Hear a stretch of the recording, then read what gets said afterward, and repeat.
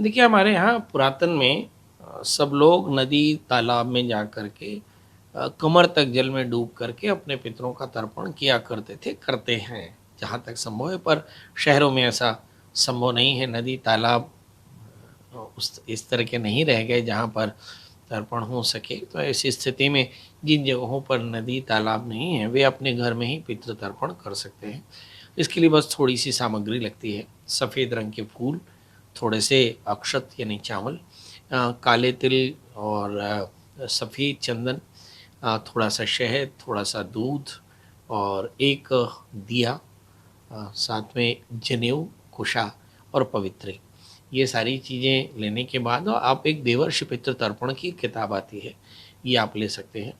और प्रतिदिन आपको 15 दिन तक ये तर्पण करने होते हैं। तो प्रातःकाल स्नान करके और यज्ञोपवीत यानी जनेऊ को बाएँ कंधे पर रख कर के एक दिया जला लें। दिया जला कर के भगवान सूर्य को प्रणाम करके और दिए के साक्षी में पूर्वाभिमुख करके और देव तीर्थ से यानी 2 अनामिका के दोनों को जोड़ करके देव तीर्थ से सबसे पहले देवताओं को तर्पण देवे पूर्वाभिमुख होकर, सभ्य होकर के, अ, फिर दक्षिण की ओर मुख करके हम अपने पितरों का और उत्तर की ओर मुख करके हम ऋषियों का तर्पण करते हैं। तो क्रमशः सबसे पहले हम देवताओं को तर्पण करते हैं, ऋषियों को तर्पण करते हैं।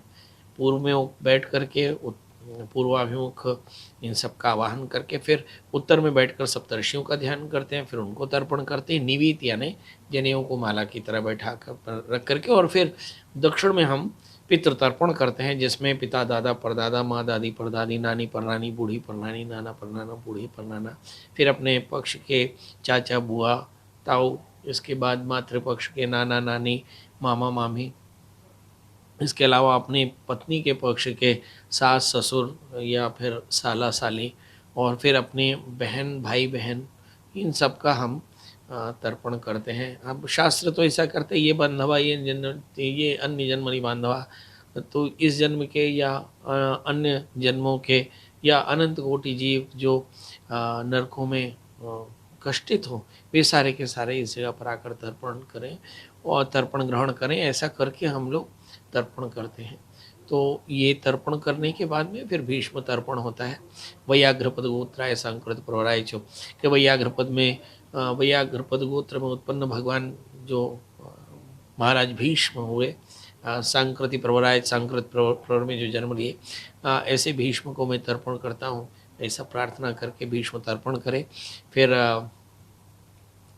कुशा को जमीन में छिड़क करके और फिर सूर्य को अर्घ देवे। दशों दिशाओं में घूम करके फिर पंचबली हरण करना चाहिए। गाय, कुत्ता, कौवा, चींटी और देवताओं के लिए 5 ग्रास निकाले।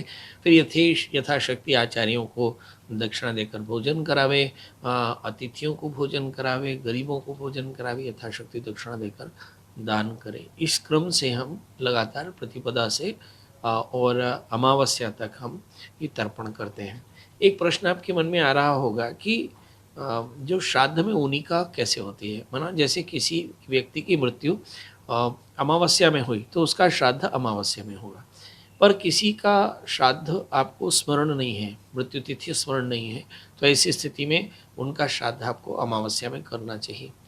तो इस तरह से अलग-अलग तिथियां हमें मिली हुई हैं, जिसमें हम जिन तिथि पे जिसकी मृत्यु हुई हो उसकी ऊनिका उसी तिथि में होगी।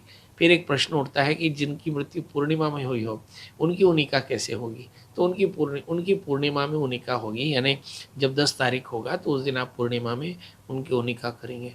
यदि किसी के शुक्ल पक्ष की प्रतिपदा को किसी की मृत्यु हुई हो तो फिर ऐसे में उनके शुक्ल पक्षी प्रतिपदा को उनकी ऊनिका होगी। तो इस तरह से जिस दिन मृत्यु होती है उसी दिन का दिन तय करके और पितृतर्पण करना चाहिए। यहाँ पे एक विशेष बात ये है कि पितृतर्पण एक एकोदिष्ट श्राद्ध नहीं है।